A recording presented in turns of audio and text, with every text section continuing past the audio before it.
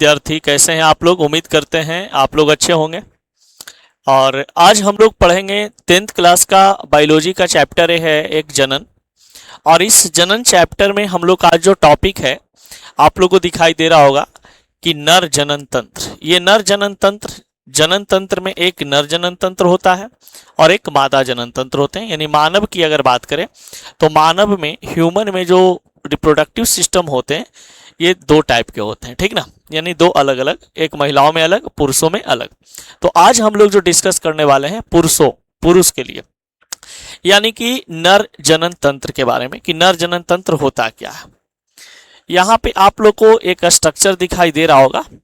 ये स्ट्रक्चर से आप लोग भली भांति परिचित होंगे, जान भी रहे होंगे कि ये जो स्ट्रक्चर होते हैं इसमें पहले बताते हैं ये नर जनन तंत्र का। देखिए ये आपको एक पीक है, इस पीक में आप लोग को कुछ बात है जो पहले अभी बता देते हैं। यह स्ट्रक्चर आप लोग को जो दिखाई दे रहा है इसको हम लोग नर जनन तंत्र कहते हैं। यह पूरा का पूरा क्या है, नर जनन तंत्र है। नर जनन तंत्र में यहाँ पे जो आपको दिखाई दे रहा है, इस नर जनन तंत्र में यहाँ पे हम लोग देखेंगे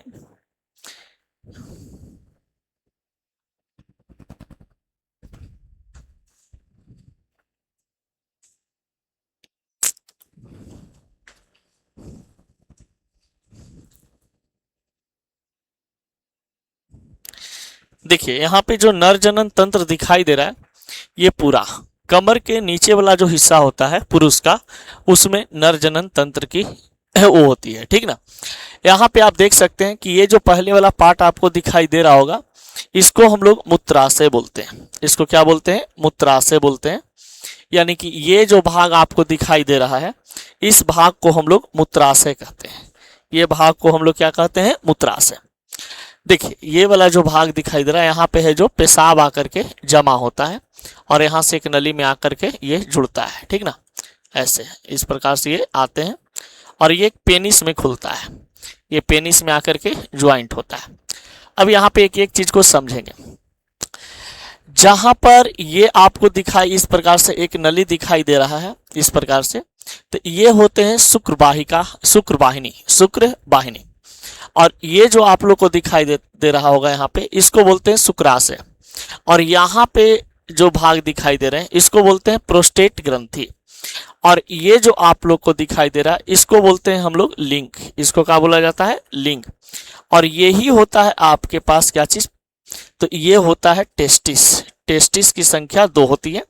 यानी कि मानव जनन तंत्र में ये पूरा पार्ट जो आप लोग को दिखाई दे रहा है इसमें आप लोग को पढ़ना है अंडकोश, जहां पे हम लोग टेस्टिस बोलते हैं, ब्रीसन बोलते हैं। ये ब्रीसन में कहा जाता है कि ये वैस डिफरेंस नस होते हैं। वैस डिफरेंस नस है जो इससे ये जुड़ा हुआ होता है और यहाँ से वीर बाहर निकलते हैं। ये जो पार्ट आपको दिखाई दे रहा है इसको हम लोग बोलते हैं पुरुष का लिंग, यानी कि इसका नाम होता है पेनिस। इसका नाम होता है पेनिस, ठीक ना। फिर कहा जाता है कि यहाँ पे एक होता है प्रोस्टेट ग्रंथि। ये प्रोस्टेट ग्रंथि क्या चीज का काम करते हैं इसके बारे में भी हम लोग देखेंगे, समझेंगे कि प्रोस्टेट ग्रंथि का क्या काम होता है, प्रोस्टेट ग्रंथि क्यों होते हैं, ठीक ना, प्रोस्टेट ग्लैंड क्यों होता है।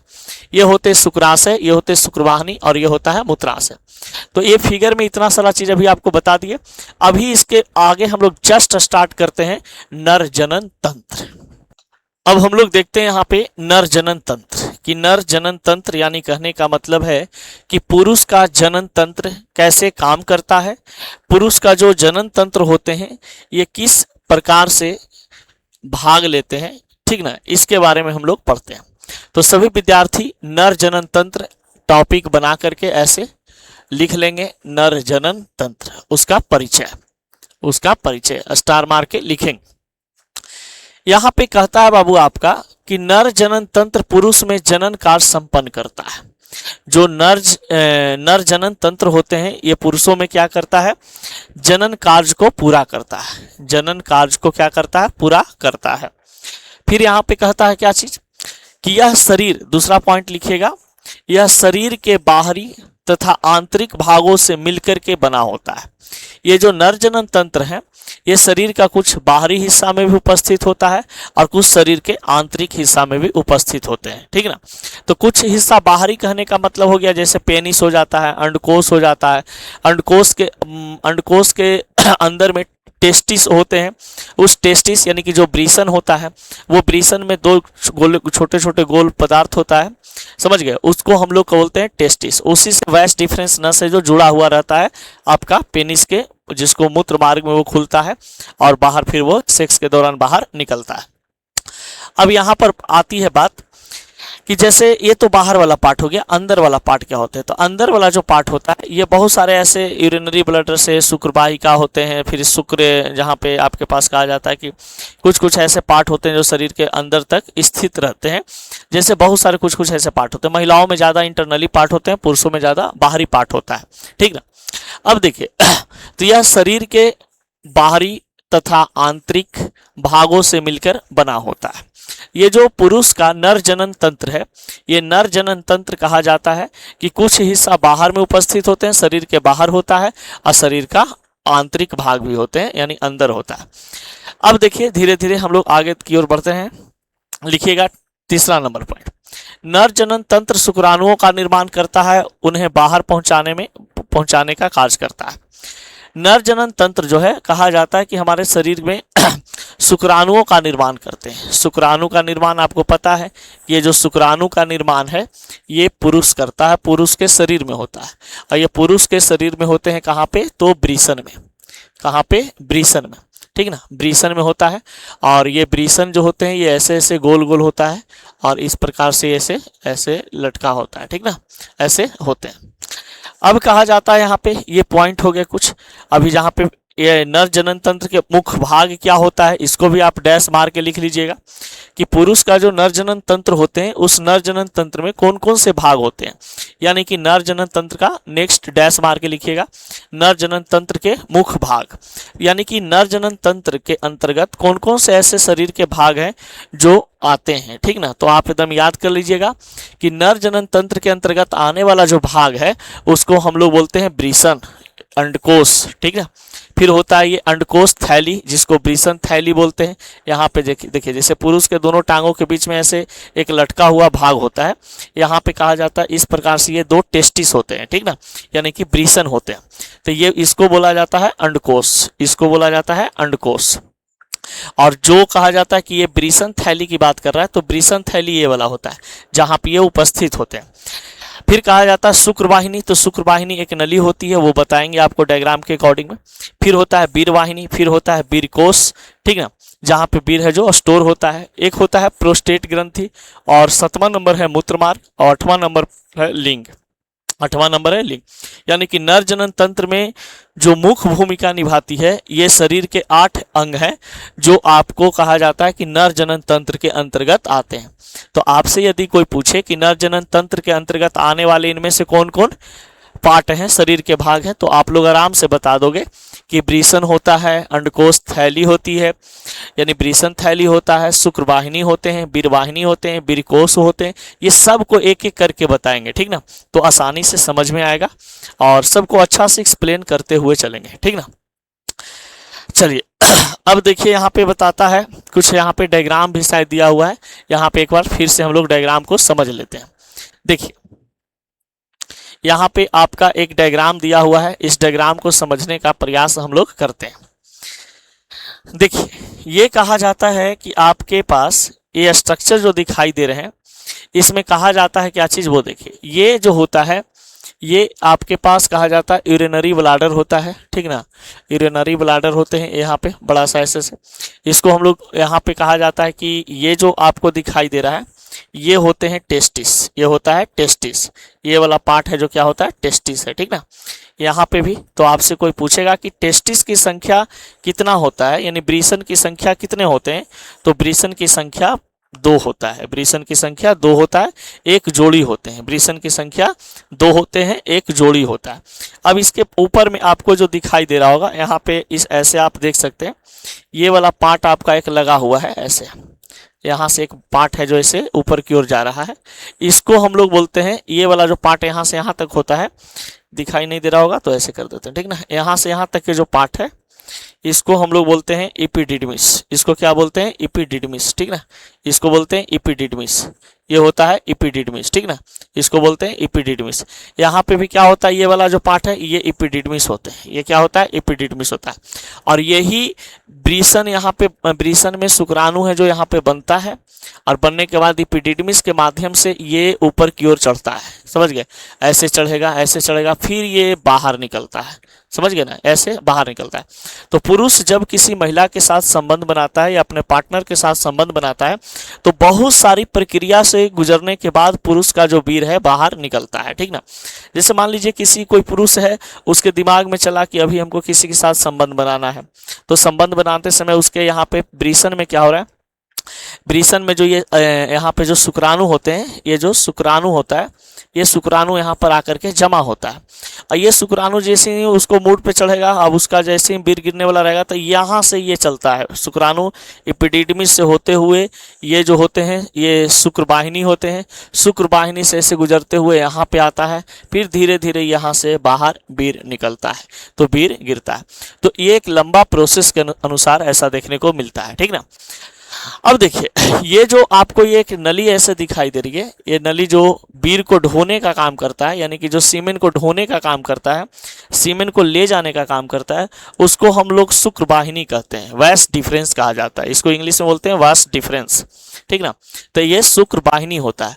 और शुक्रवाहिनी अगर किसी को काट दिया जाए, काट करके इधर से ऐसे बांध दिया जाए, इधर शुक्रवाहिनी को इधर काट के बांध दिया जाए तो ये हो जाता है नसबंदी, ये हो जाता है पुरुषों का क्या चीज, नसबंदी, सॉरी नसबंदी, ठीक ना। तो नसबंदी में क्या होता है, अगर किसी पुरुष को नसबंदी करना होता है तो नसबंदी करने के लिए क्या किया जाता है ना, कि पुरुष का जो वैस डिफरेंस नस होते हैं, यानी कि जो ये शुक्रवाहिनी होते हैं, यही शुक्रवाहिनी को काट करके दोनों तरफ से क्या कर दिया जाता है, बांध दिया जाता है। तो बांधने के बाद क्या होता है ना, कि पुरुष के टेस्टिस के अंदर में, ब्रीसन में ये शुक्राणु बनते हैं, ठीक ना, ये वीर्य बनते हैं, यहाँ पे वीर्य बनता है। लेकिन यहाँ से मान लीजिए वीर्य बना, पुरुष के शरीर में टेस्टोस्टेरोन हार्मोन बनता है यहीं पे, तो ये जो टेस्टिस होता है ना, ये ब्रीसन जो होता है, इसी के अंदर में कहा जाता है कि टेस्टोस्टेरोन हार्मोन बनता है, टेस्टोस्टेरोन हार्मोन बनता है। तो ये जो टेस्टोस्टेरोन हार्मोन है, टेस्टोस्टेरोन हार्मोन जो होता है, टेस्टोस्टेरोन हार्मोन जो होते हैं, ये टेस्टिस के अंदर में बनता है, समझ गया। और ये कहा जाता है कि पुरुष का जनन हार्मोन होते हैं, पुरुष का क्या होता है, जनन हार्मोन। यानी कि अगर कहा जाए कि नर हार्मोन किसे कहते हैं, तो नर हार्मोन जो होता है वो यही होता है, टेस्टोस्टेरोन, टेस्टोस्टेरोन, ठीक ना। अब देखते हैं आगे, टेस्टोस्टेरोन हार्मोन जो होता है ये पुरुषों का हार्मोन कहा जाता है, और ये पुरुषों का जो हार्मोन होता है ये टेस्टिस के अंदर में बनते हैं, ठीक ना। और ये बनना कब शुरू होता है, तो ये बनना शुरू होता है 13 साल के उम्र से बनना शुरू हो जाता है। यही टेस्टोस्टेरोन हार्मोन जो है जब किसी पुरुष के शरीर में, यानी लड़का के शरीर में बनना शुरू होता है, तब किसी लड़की को देख करके इसके मन में, दिल में प्यार जगता है, अट्रैक्शन जागता है, संबंध बनाने की इच्छा जागृत होती है, ठीक ना। तो अगर कोई पुरुष को या किसी बच्चा को किसी लड़की के प्रति आकर्षण हो रहा है तो उसका गलती नहीं है, उसके शरीर में बनने वाली जो हार्मोन है टेस्टोस्टेरोन हार्मोन, उसका गलती है। ये टेस्टोस्टेरोन हार्मोन है ना, अपनी ओर क्या करता है, एस्ट्रोजन हार्मोन को अट्रैक्ट करता है, और महिला में बनता है estrogen hormone, progesterone hormone. Estrogen hormone के कारण महिला में कहा जाता है, जब महिला के शरीर में अंडाणु बनने लगते हैं, तो अंडाणु बनने लगते हैं यानी कि पीरियड आना शुरू होता है, तो पीरियड आना शुरू होता है तो उनके शरीर में एस्ट्रोजन हार्मोन बनना शुरू हो जाता है। और जब एस्ट्रोजन हार्मोन बनना शुरू होता है तो वो एस्ट्रोजन हार्मोन है जो पुरुष के प्रति अट्रैक्ट करता है, ठीक ना। और पुरुष के शरीर में यानी टेस्टिस के अंदर में, ब्रीसन में कौन सा हार्मोन बनता है, तो टेस्टोस्टेरोन हार्मोन बनते हैं टेस्टिस के अंदर में, यानी ब्रीसन के अंदर में। तो ये क्या करता है कि ये एस्ट्रोजन हार्मोन के प्रति एक्टिव रहता है और अट्रैक्टिव होता है, आकर्षित होता है, ठीक ना।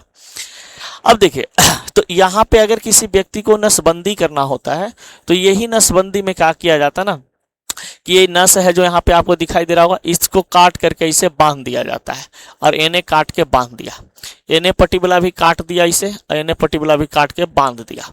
अब बांध दिया तो इसके शरीर में टेस्टिस के अंदर में टेस्टोस्टेरोन हार्मोन बन रहे हैं, यहाँ पे उसका स्पर्म बन रहा है, वीर बन रहा है, सीमेन बन रहा है, यहाँ पे टेस्टोस्टेरोन हार्मोन बन रहे हैं। लेकिन जब ये वीर यहाँ से निकलेगा तो यहीं पे बाहर निकल जाता है, और जैसे ही टेस्टिस के अंदर में कहा जाता है अंडकोश में बहुत सारे ऐसे गर्म पदार्थ होते हैं जो इसको क्या कर देता है, हीट कर देता है, हीट से मार देता है, ठीक ना। जो आपका वीर जो होता है वो वीर तुरंत मर जाते हैं, ठीक ना। अब देखिए, अब यहाँ पे आपको दिखाई दे रहा होगा, इस यहाँ पे एक दरवाजा की तरह होता है प्रोस्टेट ग्रंथि। ये प्रोस्टेट ग्रंथि होता है जो एक नर जनन तंत्र का एक बंद दरवाजा होता है। एक ऐसा दरवाजा होता है प्रोस्टेट ग्रंथि, ये प्रोस्टेट ग्रंथि एक ऐसा दरवाजा की तरह काम करता है नर जनन तंत्र में, कि जब इसको वीर्य निकालने की जरूरत होगी, जब इसको वीर्य निकालने की जरूरत होगी तो वीर्य को निकालेगा, और जब इसको पेशाब निकालने की जरूरत पड़ेगी तो पेशाब को निकालेगा। यानी कि एक ऐसा ये दरवाजा है, जब किसी पुरुष कोई महिला के साथ संबंध बनाता है, सेक्स करता है, तो उस समय ये क्या करता है, अप डाउन होते हैं, खुलता है, समझ गया। प्रोस्टेट ग्रंथि है, जब पेशाब लगता है तो पेशाब करते समय क्या करते हैं कि पेशाब को बाहर निकालने का काम करता है। यानी एक ऐसा ये दरवाजा के रूप में काम करता है प्रोस्टेट ग्रंथि, कि जब वीर्य निकालने की जरूरत हो तो वीर्य निकालेगा, जब पुरुष को पेशाब करने की जरूरत हो तो पेशाब को बाहर निकालेगा, क्योंकि ये दोनों को रोकता है यहीं आने के लिए, ठीक ना। यहाँ पे जब देखिएगा, जब कोई पुरुष है संबंध बनाने के बाद जब वीर स्खलन हो जाते हैं, वीर बाहर निकल जाता है, तो तुरंत उसको पेशाब लगेगा, तो तुरंत पेशाब नहीं होता है, कुछ समय के बाद पेशाब होता है, समझ गए। ऐसा इसलिए होता है ना कि उस समय जो प्रोस्टेट ग्रंथि होते हैं, यही प्रोस्टेट ग्रंथि अपने आप को बंद कर लेता है, माइंड को सिग्नल देता ही नहीं है कुछ समय के लिए, मैंने 1-2 सेकंड या 10 सेकंड या 20 सेकंड के लिए कि हमको अब पेशाब निकालना है, ठीक ना। तो पेशाब निकालने का सिग्नल नहीं देता। जब आप पेनिस को बाहर निकाल करके पेशाब करने के लिए नली पे बैठते हैं या बाथरूम में अंदर जाते हैं, तब आपको मस्तिष्क को सिग्नल देना पड़ता है कि हमको पेशाब लगा हुआ है, पेशाब करेंगे। तब क्या करता है ये कि ये पेशाब मतलब कि देना शुरू कर देता है, पेशाब बाहर निकालना शुरू कर देता है। तो ये समस्या होती है। अब देखिए, प्रोस्टेट ग्रंथि खराब भी होता है। जब कोई ये प्रोस्टेट ग्रंथि जो आपको दिखाई दे रहा है ना, ये प्रोस्टेट ग्रंथि खराब भी होता है। खराब होने के पीछे रीजन क्या है, तो पुरुषों में कहा जाता है ना कि पुरुषों में पाया ही जाता है, तो पुरुषों में कहा क्या जाता है, हस्त मैथुन। अगर कोई लड़का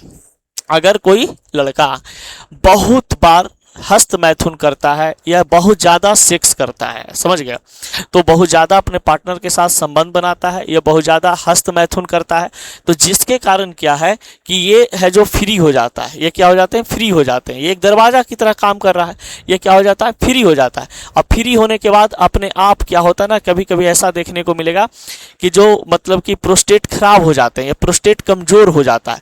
अब ये प्रोस्टेट अगर कमज़ोर होगा, तो ये या तो प्रोस्टेट कमजोर होने के पीछे रीजन क्या है, हस्त मैथुन ज़्यादा करना, यानी 24 घंटा में मान लीजिए कोई व्यक्ति है जो 8-10 बार सेक्स कर रहा है अपने पार्टनर के साथ, या तो फिर कह रहा है कि 8 से 10 बार हस्त मैथुन कर रहे हैं, तो 24 घंटा के अंदर में बोल रहे हैं कि 5-6 बार सेक्स कर रहा है या 5-6 बार हस्त मैथुन कर रहा है, तब उस समय क्या होता है कि यही जो प्रोस्टेट ग्रंथि है ना, इस पे सबसे ज़्यादा इफेक्ट पड़ता है, क्योंकि इसको जल्दी जल्दी वीर्य है जो क्या करना पड़ता है, बाहर, ये रिलैक्स नहीं कर पाता, आराम नहीं कर पाता है, जिसके कारण से ये प्रोस्टेट ग्रंथि खराब होने का खतरा बढ़ जाता है। और ये प्रोस्टेट ग्रंथि जब कमज़ोर हो जाएगा, मतलब लचीलापन इसमें आ जाएंगे, इसमें मतलब उतना स्ट्रॉन्ग पावर नहीं रहेगा, तो धीरे धीरे प्रोस्टेट कैंसर हो जाता है। प्रोस्टेट क्या हो जाता है, कैंसर के रूप में बदल जाता है। और जो व्यक्ति ज़्यादा संबंध बनाता है, समझ गए, मतलब बहुत बार 24 घंटा में 5-6 बार 7 बार अगर संबंध बनाता है और लगातार ये ऐसा प्रक्रिया मान लीजिए सालों साल से उसका चल रहा है, या तो मान लीजिए सालों साल से वो एक दिन में 4-5 बार 5-6 बार वो हस्त मैथुन करता है, तो उसका सबसे ज़्यादा दिक्कत होती है प्रोस्टेट खराब होने का, ठीक ना। तो ये प्रोस्टेट खराब होता है या तो ज़्यादा हस्त मैथुन करने से या तो ज़्यादा फिर सेक्स करने से, ठीक ना, ज़्यादा संबंध बनाने से ये समस्या देखने को मिलती है, ठीक ना। तो ये प्रोस्टेट ग्रंथि जो है बहुत ही नाजुक होता है, एक दीवार के दरवाजा की तरह होता है और ये दरवाजा को हम लोगों को सुरक्षित रखना चाहिए। युवा क्या करते हैं, जो नया बच्चे होते हैं या जिसके शरीर में आजकल 13, 14, 15 साल की उम्र हो गया, बहुत तो 9, 10 के विद्यार्थी होंगे, उनके शरीर में बहुत सारे ऐसे हार्मोन परिवर्तन होता है। जब उनके शरीर में टेस्टोस्टेरोन हार्मोन बनता है, और जब टेस्टोस्टेरोन हार्मोन बनता है यानी कि टेस्टिस के अंदर में ये जब बहुत सारे हार्मोन बनते हैं तो उनके शरीर में बहुत प्रकार के वो होता है, लड़की के प्रति देख करके आकर्षण होना, किसी लड़की को बार बार बात करने का मन करना, किसी लड़की से उसके साथ संबंध बनाने का मन करना, उसका मतलब गलत मतलब जहाँ तहाँ उसके शरीर पे देखना, ये सब लड़कों का क्या होता है, आकर्षित करने का वो एक मतलब नियम होता है, ठीक ना।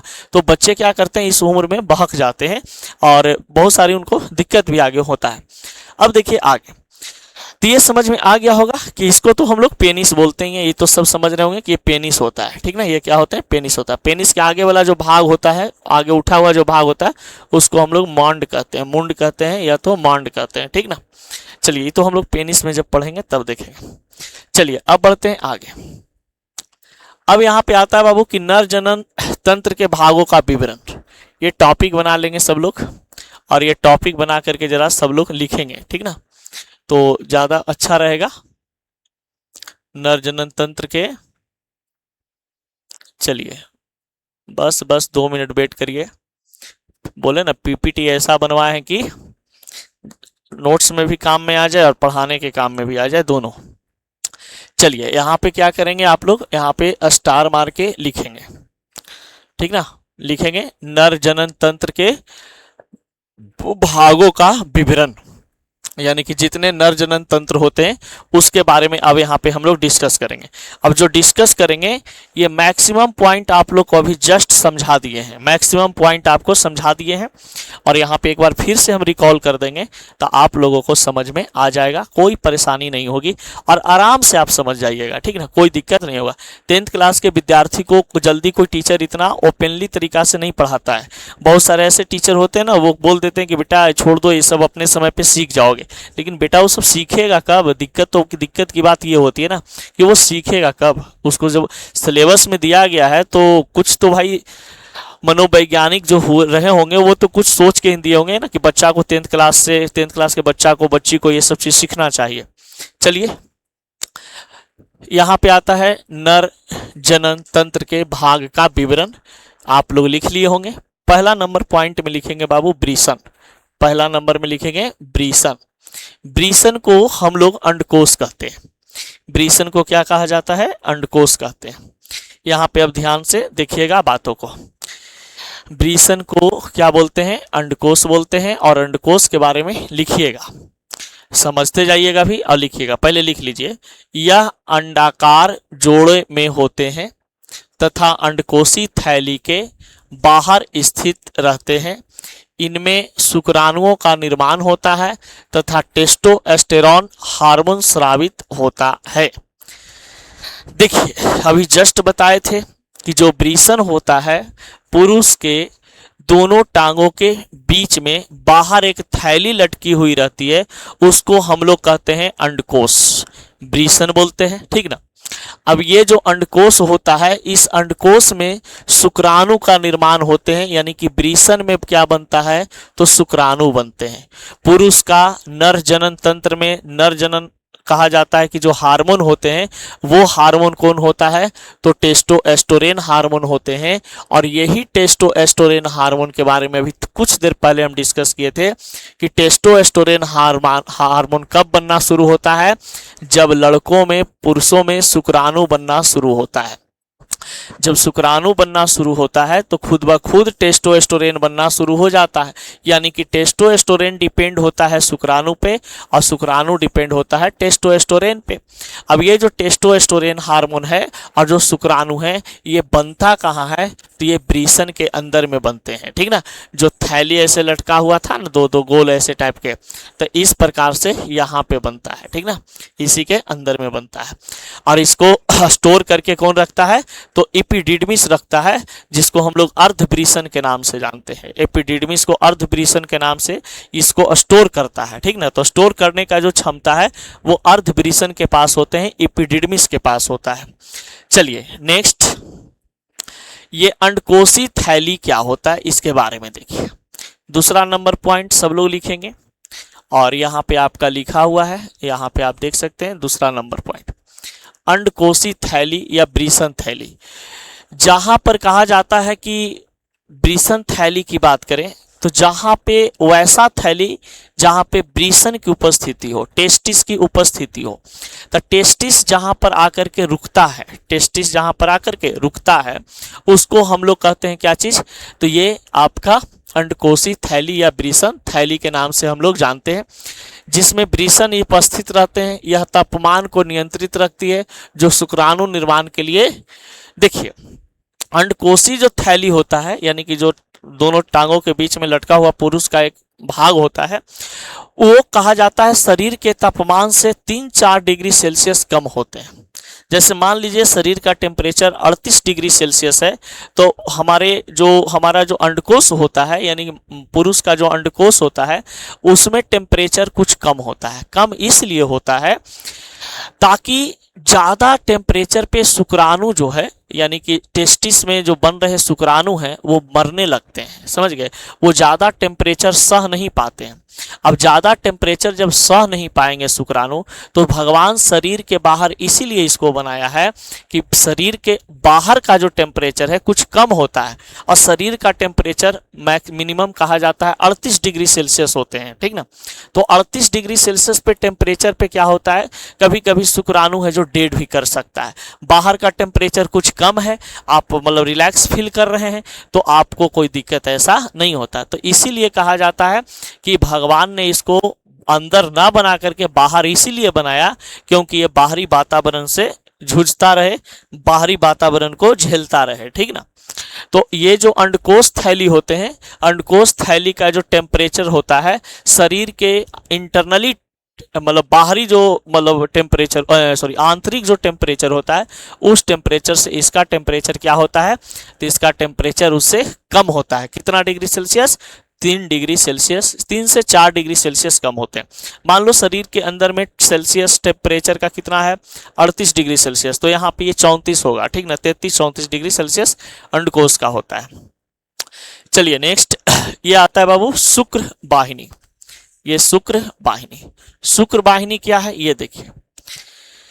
शुक्र वाहिनी जो होती है यह सूक्ष्म नलिका ब्रीसन के भीतर 2 निकलती है, यह शुक्र वाहिनियों को बाहर की ओर ले जाती है। देखिए अभी जस्ट बताए थे ना कि यही जो आपके पास कहा जाता है कि शुक्र वाहिनी होते हैं, यही शुक्र वाहिनी है जो क्या करता है, दोनों टेस्टिस के पास ज्वाइंट होते हैं, दोनों टेस्टिस के पास ज्वाइंट होता है। एपिडिडमिस से ऐसे, यहाँ पे एपिडिडमिस से ऐसे, ये ऐसे ले जाता है और फिर ये क्या करता है, लिंग के पास ला करके छोड़ देता है। तो यही तो वैस डिफरेंस नस था, यही तो हम लोग शुक्रवाहिनी जिसको बोल रहे थे, इसी को काट करके तो क्या बनाया जा रहा था, पुरुष को नसबंदी किया जाता है, ठीक ना। तो वैस डिफरेंस नस को यानी शुक्रवाहिनी को काट करके पुरुष का नसबंदी किया जाता है, ठीक ना। चलिए नेक्स्ट आते हैं वीरवाहिनी। वीरवाहिनी होते हैं, यह वीर कोश से मिलती है और आगे मूत्र मार्ग की ओर खोलती है। सॉरी शुक्रवाहिनी जो है सूक्ष्म नलिका ब्रीसन के भीतर से निकलती है और शुक्राणुओं को बाहर की ओर ले जाती है। हाँ दोनों एक ही चीज है, कोई दिक्कत नहीं। ये वीरवाहिनी है। तो वीरवाहिनी जो होता है ये पूरा वीर को क्या करता है, बाहर ले जाता है। अब ये कहा जाता है कि जो शुक्रवाहिनियों से आकर वीर कोश में मिलती है। तो यानी कि वीर कोश कहने का मतलब कि जहाँ पर वीर है जो जमा होते हैं, तो वीर जमा होते हैं तो शुक्र वाहिनी से वीर कोश में ले जाने वाली जो एक नस होता है, उस नस को हम लोग बोलते हैं वीर वाहिनी। उसको क्या बोलते हैं, वीर वाहिनी बोलते हैं, ठीक ना। चलिए अब वीर कोश क्या होता है।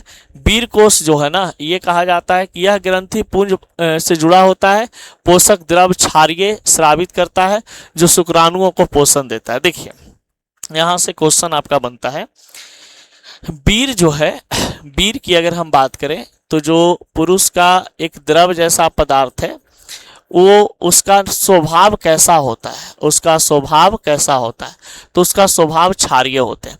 कोई आपसे पूछेगा कि बीर का स्वभाव कैसा होता है, अम्लीय होते हैं, क्षारीय होते हैं, उदासीन होते हैं, तो पुरुष से निकलने वाला जो बीर है उसका स्वभाव क्षारीय होता है। उसका पीएच मान 7 से अधिक मिलेगा, ठीक ना। अगर पीएच मान 7 से कम रहता तो अम्लीय हो जाता, 7 के बराबर रहता तो उदासीन हो जाता। तो 7 से अधिक होने के कारण बीर जो होता है वो क्या होते हैं, वो आपका बीर कहा जाता है, क्षारीय होते हैं। अब देखो एक बात बताते हैं, ये जो बीर है ना आपके शरीर में पोषक पदार्थ से बनते हैं। ये कहा जाता है कि अगर हम बीर की बात करें, पुरुष का जो सीमेन होता है, ये सीमेन जो होते हैं, ये सीमेन में कहा जाता है कि 10% आपका कहा जाता है कि लिक्विड होता है, 10% लिक्विड होते हैं यानी पानी होता है, और 90% इसमें कहा जाता है कि सेमिनल प्लाज्मा होते हैं। सेमिनल प्लाज्मा होता है, सेमिनल प्लाज्मा होता है। सेमिनल प्लाज्मा कहने का मतलब कि इसमें प्रोटीन होता है, समझ गए। तो 90% बीर में क्या होता है, प्रोटीन की उपस्थिति होती है, और 10% ही उसमें पानी होता है। 10% क्या होता है, पानी होता है। तो याद रख लेना कि बीर जो होता है, सीमेन जो होता है, सीमेन में कितना प्रतिशत पानी होते हैं, तो 10% मात्र पानी होता है, बाकी 90% उसमें प्रोटीन होता है, समझ गए। 90% उसमें क्या होता है, प्रोटीन होता है, ठीक ना। इसलिए वो देखिएगा लसलसा टाइप का होता है, चिपचिपा पदार्थ होता है, समझ गए। और चिपचिपा होने के कारण प्रोटीन का नेचर होता है कैसा, लसलसा टाइप का। तो लसलसा टाइप कहने का मतलब प्रोटीन के रूप में होते हैं। अभी बताया जाता है बाबू कि ये जो सीमेन होते हैं, पुरुष का जो बीर होता है, ये बीर कहा जाता है ना कि मुख्य रूप से प्रोटीन का बना होता है। अगर जो लड़का अपना बीर को ज़्यादा बहाता है, हस्त मैथुन ज़्यादा करता है या संबंध ज़्यादा बनाता है, तो उसके शरीर में एक कमजोरी होने लगती है, और उसके शरीर में कहा जाता है कि कैल्शियम की समस्या, कैल्शियम कम होना शुरू हो जाएगा, उसके शरीर में प्रोटीन की कमी होनी शुरू हो जाती है, समझ गए।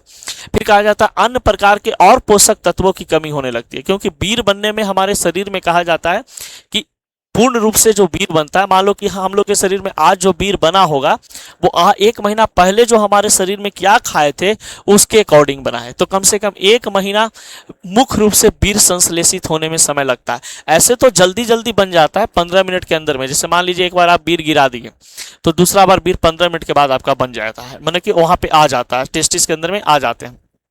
लेकिन बीर बनने की जो पूरा प्रोसेस है वो कम से कम 1 महीना होता है, ठीक ना। जो भोजन हम लोग करते हैं वो भोजन आपके शरीर में जाता है, वो शरीर में जाने के बाद वहाँ से पौष्टिक तत्व अलग होते हैं, वो पौष्टिक तत्व से आपके शरीर में खून बनता है, खून बनने के बाद मांस बनता है, मांस बनने के बाद फिर कहा जाता है कि मज्जा बनते हैं, मज्जा बनने के बाद कहा जाता है बहुत सारी ऐसे 3-4-5 प्रोसेस बनने के बाद, 3-4 ऐसे पदार्थ बनने के बाद अंतिम चरण में क्या बनता है, तो आपका बीर बनता है। और वो अंतिम चरण में बीर बनने के बाद जब आप उसको शरीर में स्टोर करके रखते हैं तो प्रोटीन धीरे धीरे पूरा शरीर में भी देता है और फिर आपको ऊर्जावान बनाता है, समझ गए। पूरा बॉडी वूडी एकदम स्ट्रांग, अंदर से आप एकदम स्ट्रांग रहिएगा, किसी प्रकार का कोई दिक्कत नहीं होता। लेकिन आजकल के युवा गलती कर रहा है, तनी सुरील देखा नहीं, हॉट पिक्चर आ गया, लन फन चीज देख लिया, ओ माई गॉड, एकदम तुरंत भर में रोमांटिक हो जाता है ना, लगता है अब तो हमरा से बर्दाश्त नहीं हुआ, चलबे जल्दी गुलबी घाट, समय आयल हो ऐसे करबे तो ठीक नू।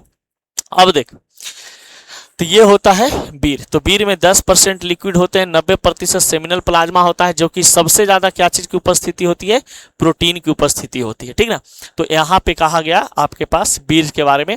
और बीर का जो मतलब कि स्वभाव होते हैं वो स्वभाव कैसा होता है, तो क्षारीय होता है। कैसा होता है, क्षारीय होता है, ठीक ना। चलिए नेक्स्ट, अब बढ़ते हैं प्रोस्टेट ग्रंथि। प्रोस्टेट ग्रंथि क्या होता है इसके बारे में समझिए। यह मटर के दाने के आकार का होता है, यानी कि एक ऐसे दरवाजा के रूप में काम करता है जो बीर द्रव का क्षारीय द्रव स्रावित करती है। यह शुक्राणुओं की सुरक्षा एवं सहायक करती है। बताया ना, ये जो है प्रोस्टेट ग्रंथि एक दरवाजा की तरह होता है, शरीर में एक दरवाजा की तरह होता है। अगर ये दरवाजा को स्ट्रांग रखना है, मजबूत रखना है, लचीला नहीं होने देना है, खराब नहीं होने देना है, तो आपको जल्दी जल्दी वीर बाहर नहीं निकालना होगा, न जल्दी जल्दी संबंध आपको, न हस्त मैथुन आपको करना होगा, ठीक ना। अगर आप 24 घंटा के अंदर में 4 से 5 बार हस्त मैथुन की क्रिया आप करते हैं तो आपका सबसे ज़्यादा जो दिक्कत होगा वो आपका प्रोस्टेट ग्रंथि पर होगा, ठीक ना। प्रोस्टेट ग्रंथि खराब होने का खतरा बढ़ जाता है।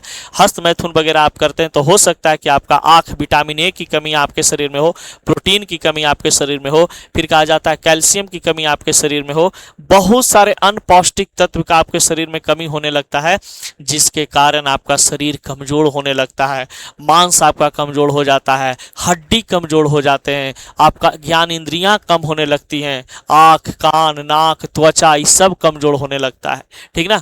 तो ये सब चीज करना बंद करना होगा, ठीक ना। देखिए ये मूत्र मार्ग है। मूत्र मार्ग का पुरुष में दुए गो काम होता है। ये मूत्र मार्ग है, एक नली की तरह होती है। कहा जाता है कि मूत्र मार्ग जो है पहले थ्योरी को देख लेते हैं। यह नली मूत्राशय से लिंग बाहर तक जुड़ी हुई, बाहर तक जाती है। ये नली है जो मूत्राशय से लिंग के बाहर तक जाती है। यह मूत्र तथा वीर दोनों बाहर निकालने का मार्ग है। समय अलग अलग होता है। देखिए ये मूत्र मार्ग जो होते हैं, ये मूत्र मार्ग में कहा जाता है बाबू कि ये मूत्र मार्ग जो होता है पुरुष के पास एक ही होता है, और ये जैसे मान लीजिए कि इस प्रकार से जुड़ा हुआ होता है, इस प्रकार से इसे जुड़ा हुआ है। यहाँ पे टेस्टिस है, टेस्टिस है, यहाँ पे ऐसे, यहाँ पे यूरिनरी ब्लैडर होता है। मान लीजिए पेशाब आकर के यहाँ पे रुकता है तो यहाँ पे भी रुकता है आकर के। अब एक ही पार्ट है, एक ही नली है, यहाँ से एक ही नली हो जाता है, और यहीं पे प्रोस्टेट ग्रंथि होता है। जो पेशाब लगेगा तो पेशाब को आने देता है, जब संबंध बनाते हैं तो वीर को जाने देता है, ठीक ना। तो इसी को हम लोग मूत्र मार्ग बोलते हैं, यूरेथ्रा बोलते हैं, यूरेथ्रा कहा जाता है। तो ये यूरेथ्रा का बस एक ही काम है, पेशाब को बाहर निकालना। ये पेशाब को बाहर निकालता है, नहीं तो फिर अगर आप संबंध बनाते हैं तो वीर को बाहर निकालता है। तो अलग अलग समय पेशाब लगेगा तो पेशाब को, वीर जब आप संबंध बनाइएगा तब वीर को बाहर निकालता है। अब देखिए यहाँ पे बताता है बाबू लिंग। लिंग क्या है इसके बारे में जरा देख लेते हैं। ये नर जनन तंत्र में यही लिंग है। लिंग जो कहते हैं ना हम लोग कि लिंग है, ये है, वो है, ये लिंग एक प्रकार का बाहरी जनन अंग होते हैं, और इसका एक ही काम है, बस एक ही काम के लिए भगवान इसको बनाया है कि जब किसी महिला के शरीर में, महिला के योनि में ये जब जाता है तो अंदर अंदर करके वीर छोड़ने के लिए इसको बनाया गया। समझ गए। मान लीजिए किसी का लिंग छोटा हो, बड़ा हो, तो उससे लोग कहते हैं कि सर ऐसा भी हो सकता है क्या कि अगर किसी पुरुष का लिंग मान लीजिए बहुत छोटा है, अब वो अपने पार्टनर के साथ सेक्सुअल रिलेशनशिप बना रहा है, संबंध बना रहा है, तो उसको सेटिस्फाइड कर पाएगा कि नहीं। तो लिंग से कोई दिक्कत नहीं है। लिंग का बड़ा होना, छोटा होना सेक्सुअल सर्टिफिकेशन के लिए, संतुष्टि के लिए अनिवार्य नहीं है, ठीक ना। क्योंकि लिंग का छोटा होना, बड़ा होना कोई बड़ी बात नहीं है।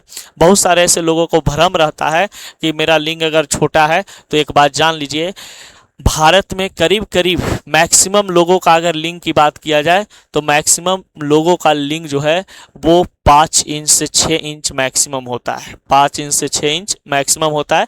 एक्सेप्शन में कुछ लोग ऐसे होते हैं जिनका लिंग का आकार बड़ा होता है, ठीक ना।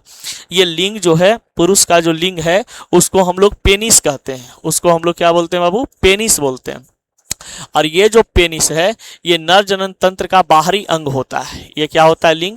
पेनिस है जो नर जनन तंत्र का बाहरी अंग होता है, और ये संभोग के समय वीर को मादा तंत्र में प्रविष्ट करता है। अभी जस्ट बताए कि पेनिस का एक ही काम है, जब कोई पुरुष महिला के साथ सेक्स करता है, संबंध बनाता है, तो उसके योनि के अंदर में जो वीर होते हैं, वीर डालने के लिए एक नली होता है। वीर डालने के लिए क्या है? नली है, जो महिला की योनि के अंदर में पुरुष का पेनिस जाता है और बस उसको वीर को संकलित कर देता है।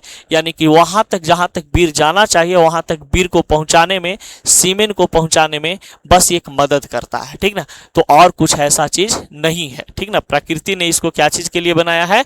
तो बस इसको सेक्स के लिए, संबंध के लिए बनाया है, ठीक ना। संभोग के लिए बनाया है। तो संभोग के समय वीर को क्या करता है?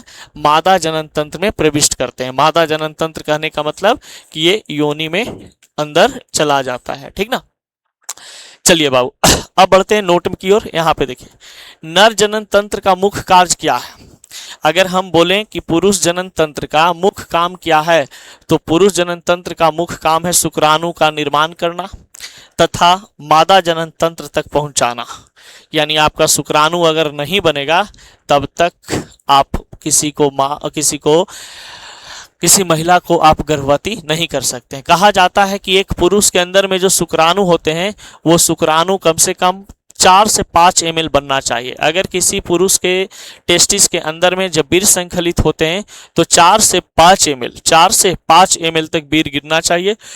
वीर्य में अच्छा मात्रा में शुक्राणु की उपस्थिति होनी चाहिए, अच्छा मात्रा में उसका क्वांटिटी होना चाहिए, जिससे क्या हो कि महिला को प्रेग्नेंट कर सकते हैं। क्योंकि बहुत कम मात्रा में अगर वीर्य निकलेगा तो बहुत सारे वीर्य इधर ही डेड हो जाते हैं, गर्मी के कारण। जो योनि का जो गर्मी होता है, आंतरिक गर्मी होता है, उसके कारण डेड हो जाते हैं। कुछ ऐसे होते हैं जो मतलब आपस में कमजोर होने की वजह से चल नहीं पाते हैं, अंदर मूव नहीं कर पाते हैं।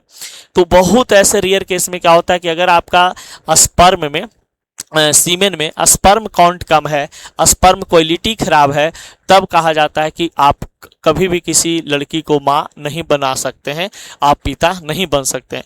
और ये सब कमजोरी इससे आपका शुक्राणु कमजोर किससे होता है, आपका वीर्य कम कैसे बनता है। तो वीर्य शुक्राणु ये सब कम बनने के पीछे रीजन है कि फास्ट फूड वगैरह खाना, समझ गए, गलत खान पान खाना, सिगरेट पीना, शराब पीना, ज़्यादा टेंशन में रहना, एंजाइटी, डिप्रेशन, इस सब में अगर कोई लड़का है तो उसका भी वीर्य बनना कम हो जाता है। ठीक ना, तो ये सब समस्या होती है।